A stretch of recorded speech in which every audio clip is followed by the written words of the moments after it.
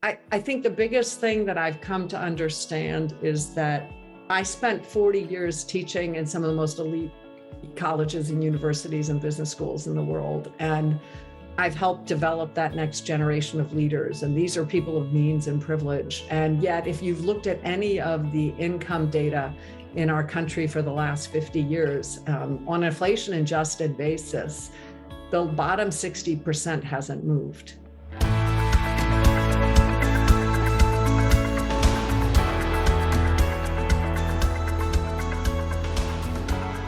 Well, welcome, Sally. It's such a joy to be with you. Micah and I are looking forward to learning from you. And as you know, your story fits perfectly with the theme of our 100X podcast. And so we would love to hear more about how you have been hearing the voice of the Lord, embracing it, even though it may be hard or costly, and then how you've seen Him produce a crop that's beyond your wildest dreams. So that's, we want to share your story then with the whole network of Halftime and Beyond, and that they can benefit from it and be blessed by it. So Micah, if you would guide our conversation a little bit. Sally, thanks so much for your time today. I think it's always helpful if you just kind of give us a little background on kind of where you grew up and how, if any of that tied into what you're doing now and your path along the way, that'd be great. Sure. I grew up out in New Jersey because my father was a physicist at Bell Labs, and I'm the middle of three daughters. And I was the only one of my dad's daughters who was good at math. I was not good at physics. And so my dad really encouraged me to become an engineer, because I think for somebody with that set of gifts, he was just so anxious to have at least one of his kids understand that more analytical side of the world. And I often joke with my friends that my father wanted a daughter who got into all the best schools in the country, and my mother wanted a daughter who had a date to every prom, and so I did.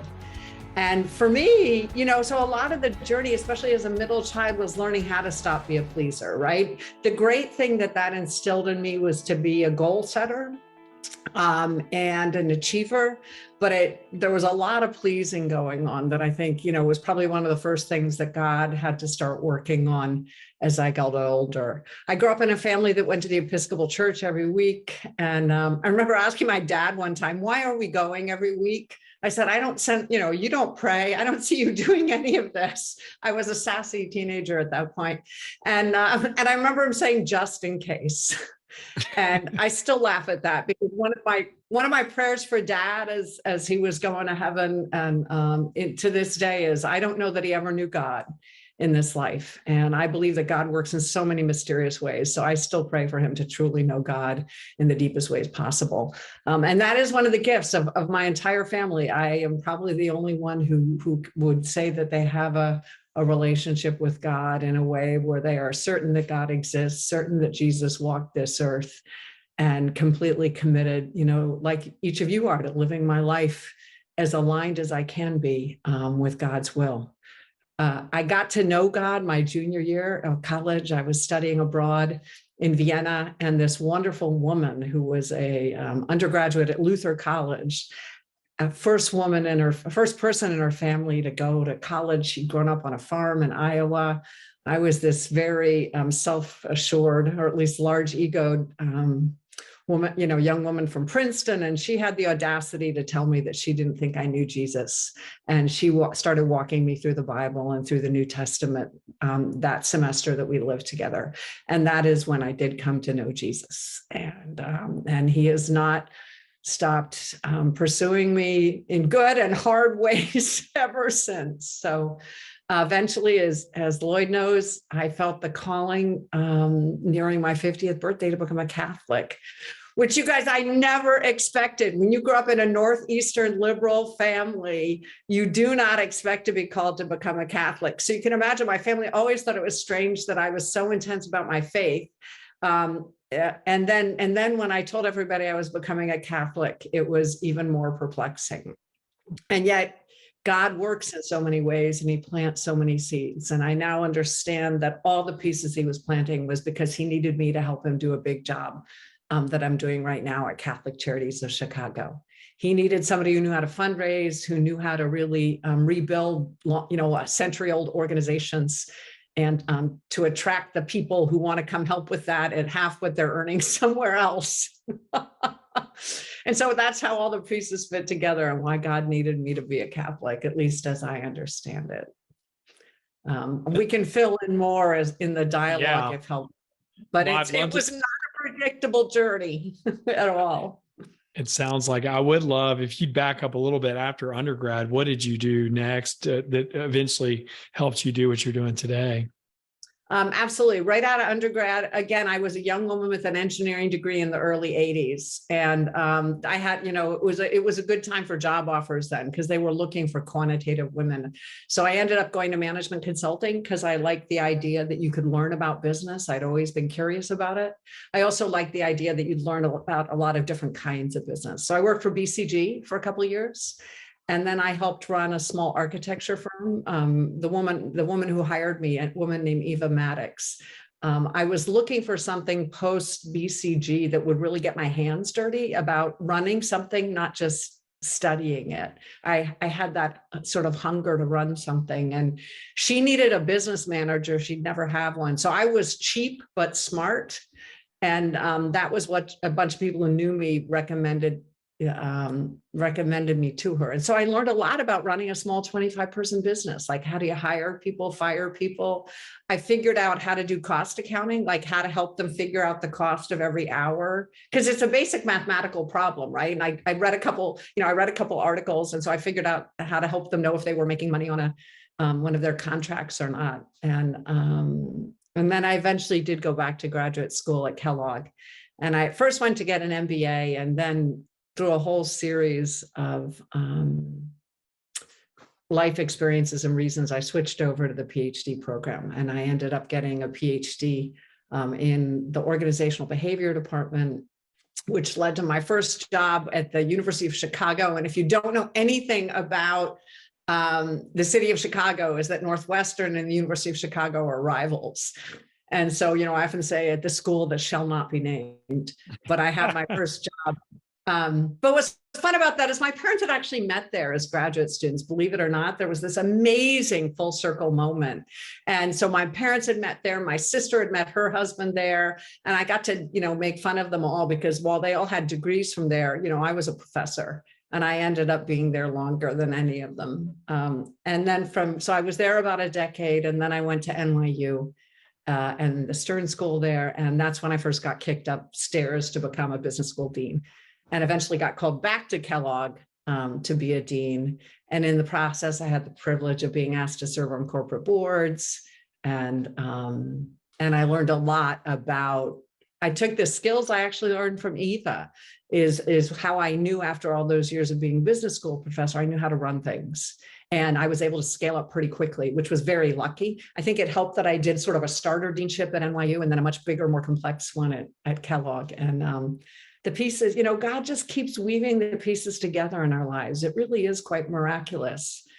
It doesn't mean it's easy, you guys, though. I can't tell you that being the Kellogg dean was easy. It was, I was the first woman in one of those big deanships globally, and there were a lot of demands, and there was a lot of pressure. And Lloyd, this, there would be times when I would, I talked about it when I went to halftime afterwards. You'd be times, and I'm sure you guys have done it, when you're doing the right thing that God wants you to do. But man, sometimes it's really stressful and really hard. And all that keeps you going is being on your knees before God behind the scenes saying, get me through this day. And the amazing thing is he does. Sally, that goes back to Jesus' verse, right? Of describing what the soil is like that produces 30, 60, or 100 folds. It hears the word, takes it in, and responds, and then the Lord produces the fruit. So now you look back on those twists and turns, and you see his hand at work. You see his fingerprints in different ways than you didn't at the time.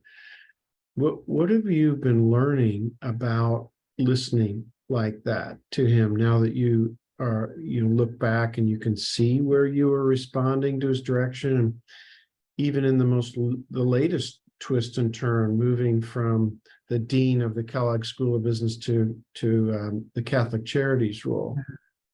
I think there are two, well, at least two really important things that I learned on that journey. The University of Chicago is not a warm and fuzzy place by reputation, and certainly in the 1990s, for a single mother at the time with two small kids, it was not a warm and fuzzy place. I was one of 10 women on a faculty of 120, and I was the only one that had children. And I was not an economist or a finance professor. I had chosen to study, more social psychology and organizational behavior.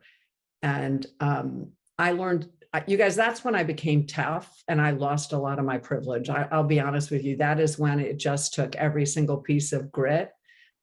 Because I remember sometimes, people were really blunt about your research and things. And they would just say things when you were presenting a paper of like, why are you even in front of us today? And that was normal fare. And I remember thinking one day, you guys, I had a 2 and a 4-year-old at home. I had an au pair, but au pairs are like raising another child sometime. And I remember thinking that day, after I'd finished that presentation and just sort of kept my guard together and then gone to the bathroom and was weeping, I just almost heard God say to me, Sally, you did more before 6 a.m. this morning than many of the men in that room are going to do the whole week. And I just remember that sense of, but God needs us to get strong, right? He needs us to get that grit when he calls us to some of his toughest labors. And I think he needed me to not be so much, of this person who had amazing opportunities. And I've still had amazing opportunities, but he needed me to understand that I really needed him. And so I'd say that was Lloyd. We haven't talked about this as much, but those 10 years were deeply formative because you just get up, you go to work and you take care of the kids. And, I remember thinking early on, and when I first got there, I still was married, and it was, do I work? Don't I work? It was so hard, the 2-income thing. Wouldn't it be easier? And if only one of us, at one point I thought about maybe quitting, and then, life played out and it was clear the marriage wasn't going to go on. And there's something you learn when it's no longer a choice, right? When you have no choice, that, you would do anything for your children, right? All of us would do, I would have cleaned toilets for my children, if that's what it meant to keep their lives going. And I think learning that lesson to this day, I thank God I was so miserable. Because it gave me the fortitude I needed towards the hard things I had to do at Kellogg, the hard things I've had to do at Catholic Charities, of just learning to find God in all of that. And still, that was a privileged example. I know it even when I say it. On the other hand, suffering is real in whatever form you see it, and the ability to embrace it and put it before God is a spiritual discipline. I think the other thing I learned, and it was especially important after I announced I was stepping down as dean, and so you are in place a year, and I purposely didn't want to look for a job that year so that I would take sabbatical, and so I did look for a job that year. And on sabbatical, as Lloyd knows, I did half-time, and I didn't want to look for a job then because I wouldn't be reflecting, right? I'd be spending my time looking for the next thing. And so it ended up being 2.5 years before I knew what I was doing next. And it spent 2.5 years of some very tempting phone calls from headhunters and people I knew about a whole lot of different opportunities. And my secular friends thought I was nuts because I would just systematically, after one phone call, go, pray and go, no, that's not it. That's not it. So, and I was saying, Lloyd knows, and I don't want to make it an ego thing, but Lloyd knows there were some really interesting opportunities and all that. And it was amazing how God just kept saying, no, no, no. And learning to listen to that small voice takes time, right? It really does, because the secular world will think you're crazy when you turn down these big check jobs or the opportunity to interview for them, right? I didn't go to the point of getting the offers, or to lead a prestigious organization or something. And it was just learning to hear that voice. I think that's where the grit really helped, and knowing from the Jesuits and my silent retreats what discernment really meant became so important. And that's something we haven't talked about, but I've done a lot of silent retreats with the Jesuits because their charism is discernment. And I had devoted myself about 15 years earlier. I wanted to learn everything there was about discernment, and I needed it, right? And I always had spiritual directors during that time. And I did a lot of silent retreats because I think otherwise those really hard calls are just not rational unless you are deeply certain you are following God's will. And then when you do gain this deep inside peace, I mean, it can give you the endurance to stick with something, right, in the next season, because you can easily be second guessing yourself and, thinking, well, I could be influencing, thousands of new leaders that are coming through colleges every year if I stayed as the dean. Or I could be, making a ton of money if I just did corporate boards. And so, Micah, this is probably on your mind, but the one question I have, Sally, is when you go back to your time at Kellogg's, you moved it pretty dramatically up the rankings. And how would you describe that? What skills did you see play out there? What did you pick up along the way that you're now applying in Catholic Charities? Well, I learned first when I was a senior faculty member. One of the things I learned was that I would be sitting in these committee meetings and everything would be going around in circles. And I would think it's so obvious what we need to do to land this plane and assign people some tasks and just move this thing forward. And finally, out of exasperation, I would just say out loud, like, folks, excuse me, but I think it's just this, this, this, and this, isn't it? And I remember people kind of going like, and what I didn't know at the time, and I now know, is it wasn't so obvious to everybody else, right? That they couldn't take all the spaghetti, and probably your brains do this too, is my brain starts bucketing and says, well, that piece of spaghetti belongs in this bucket. And I can see, okay, there are 3 or 5 buckets here. Okay, here are the buckets. All right, if you think about the buckets, what order would it, you never want to pursue 5 buckets of things, issues at once. So what order do you want to, what are the conditionalities across them, right? How do we have to address the buckets in order? And I think the gift, Lloyd, was that I began doing that in committee meetings, which is why they bumped me upstairs to being a dean even before I was a department chair. And then I did it at a scale at NYU where I learned how to increase, the quality of students that come in. We lifted like the SAT at NYU in the 6 years I was dean, like 50 points, right? And we did a whole lot of neat curricular change. And so it was in a smaller role that was more like a junior dean and wasn't sort of quite out there that I learned that I had the skills for transforming complex bureaucracies. And I have to tell you, John Sexton at NYU was the president at the time, was such a huge supporter of me. And one of the really beautiful things he did is he gave me a couple cross-university committees to lead for him that he needed some hard things to happen on. And being a junior dean who had relatively little status among my peers, I was one of the youngest. I wasn't the senior dean of the business school. I had facilitation skills because I'm a middle child, right? I don't have to be the smart. My dad was a Bell Labs physicist. I never was the smartest one in the room, right? And I never got the most airtime. My older sister, who became the general counsel of Prudential, got the airtime when we were growing up. So and so I love John Sexton. I was able to work on some really hard things for him, and I could just work the rooms in the most wonderful way. And I feel such gratitude for those years at NYU, because that's where it really solidified the natural skills that I had, so that when I got on bigger stages, I had the confidence to know what I had to do. And especially at Catholic Charities, imagine becoming the head of Catholic Charities, and you have in spring 2020, it's the largest private human services organization in the Midwest, and certainly in the Chicago region. I know nothing about human services. I know a lot about complex bureaucracies. I know a lot about fundraising, but I know nothing about human services. And all of those organizations were facing it was very scary financially. We have some cushion, but not a huge cushion, because we've often, spent on the people we serve the money we take in. And I realize now is God needed somebody as decisive as me to just be able to say, no, can't do this. We're going to do this. And it was amazing. I was able to step into leading this human service organization in the middle of COVID in a way that made no sense, but it was only because it was God in the right time at the right place with the right preparation.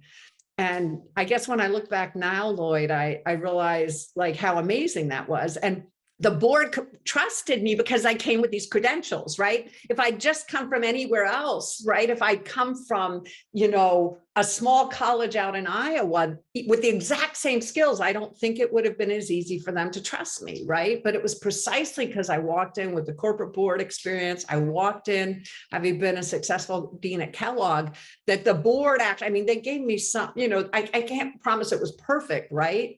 But when we had to make really hard decisions and I would lay it out, enough of the people in the room would go, she's got it. We got to follow, right? We got to do it. And, deep gratitude for that. That doesn't mean it's been simple and there hasn't been a lot of walk in the halls and that there haven't been people who've said really hurtful things, right? Because the other problem is when you've been a Catholic for 10 minutes and then suddenly you're put in charge of like one of the biggest jobs in the church that was traditionally held by a priest, you can only imagine, right?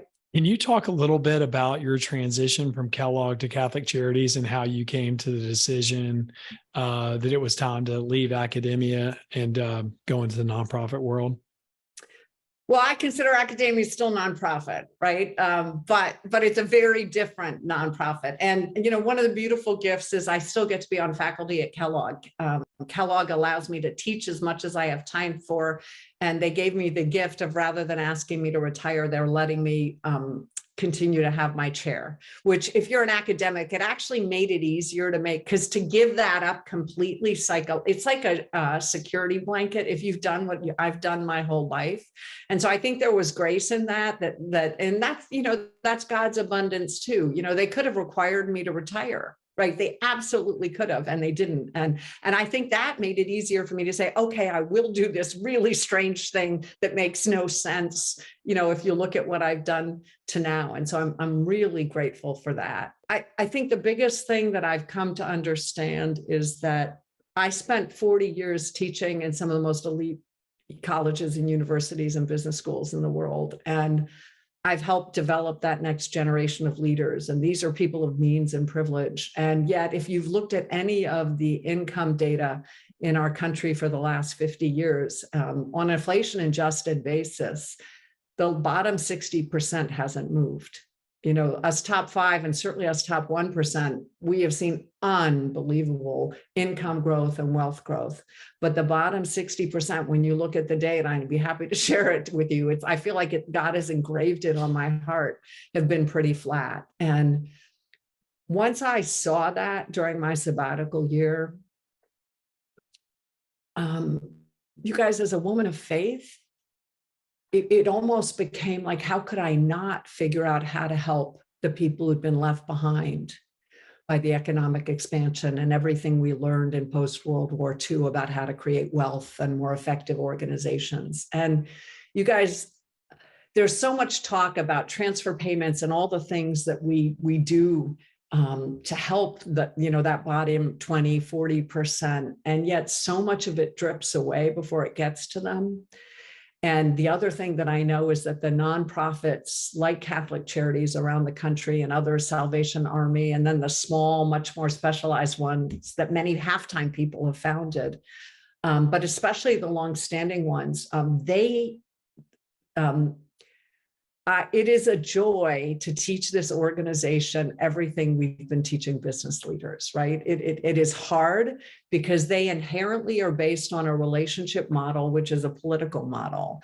And the idea of creating a basic functional structure and a basic team-based organization seems so obvious to all of us, but it is not obvious within human services, and it has not been simple. There's a lot of spaghetti, and not all the data is available.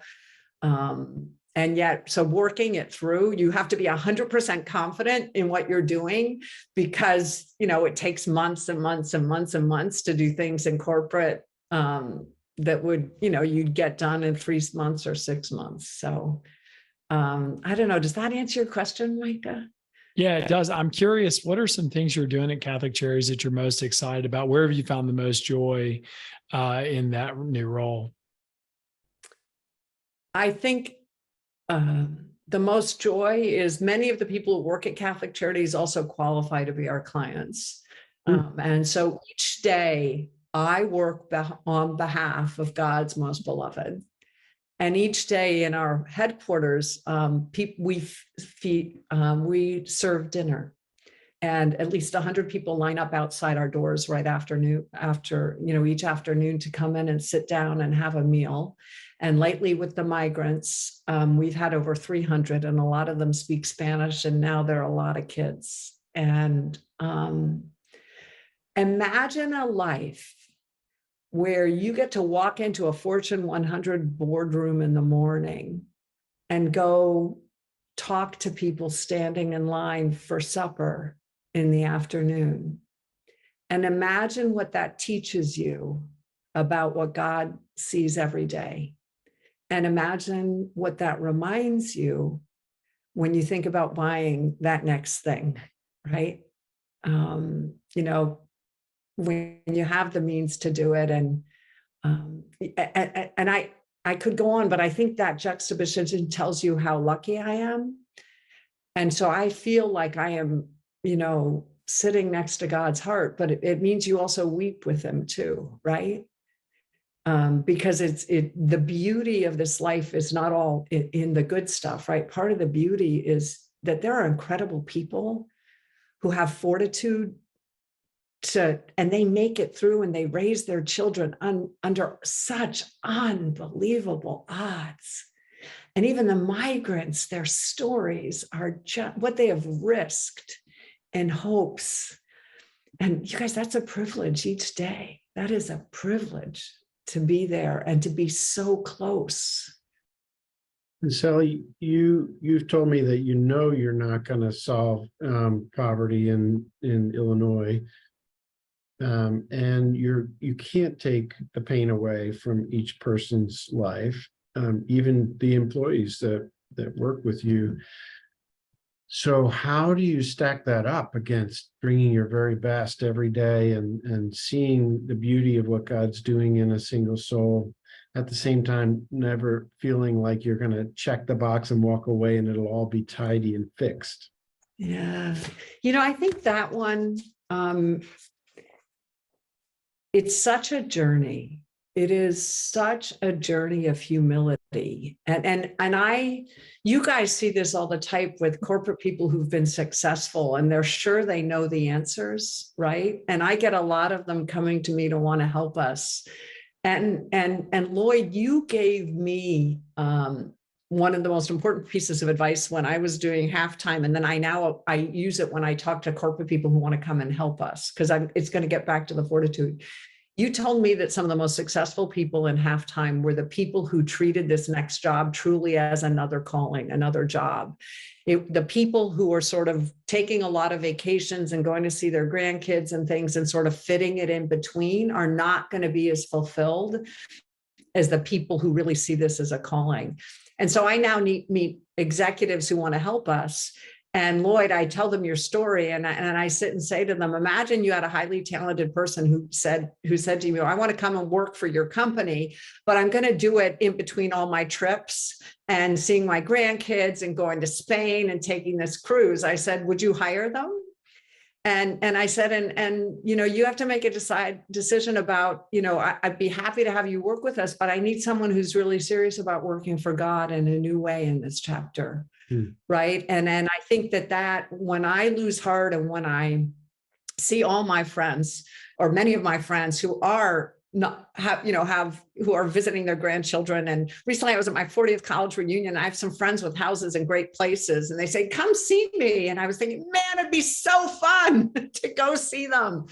But there's only so much time in this chapter still. And I just have to remind myself that life is long, but for a Christian, it's sort of, is God calling me to go sit on an island with my fellow Princeton alumni, or is God calling me to walk that front line in front of 721 North LaSalle in Chicago and hear stories and figure out how to make Catholic Charities better at being there for people in need.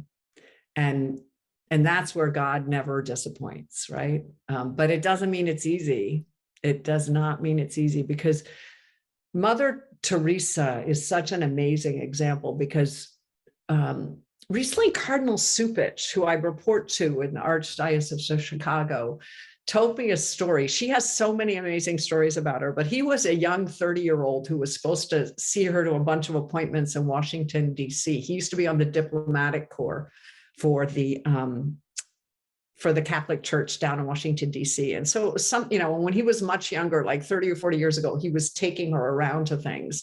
And she would always be late for the next appointment because she'd always stop and take every single picture that anybody asked for. And he said to her, well, you must really because he was frustrated, right? He's this young 30-year-old, he's trying to get her along, and he was frustrated. And he said, you must really love having your picture taken. And she said, no, quite the opposite. My promise with God is for every single picture I agree to have taken, he'll let one more person out of purgatory. Oh, wow.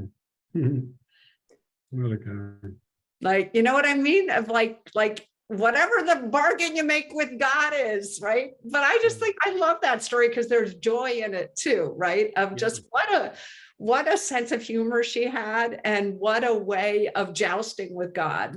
So many great quotes with Mother Teresa. And, the great thing about being a Catholic and also growing up an Episcopalian didn't hurt either is and Lloyd, you know this, I have felt the communion. I have felt the experience of walking with the communion of saints, just helping me through my journey.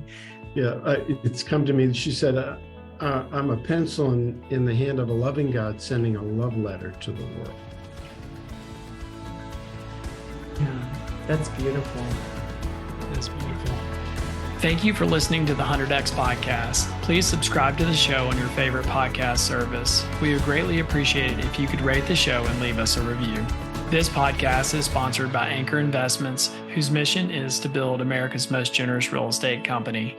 To learn more, please visit anchorinv.com.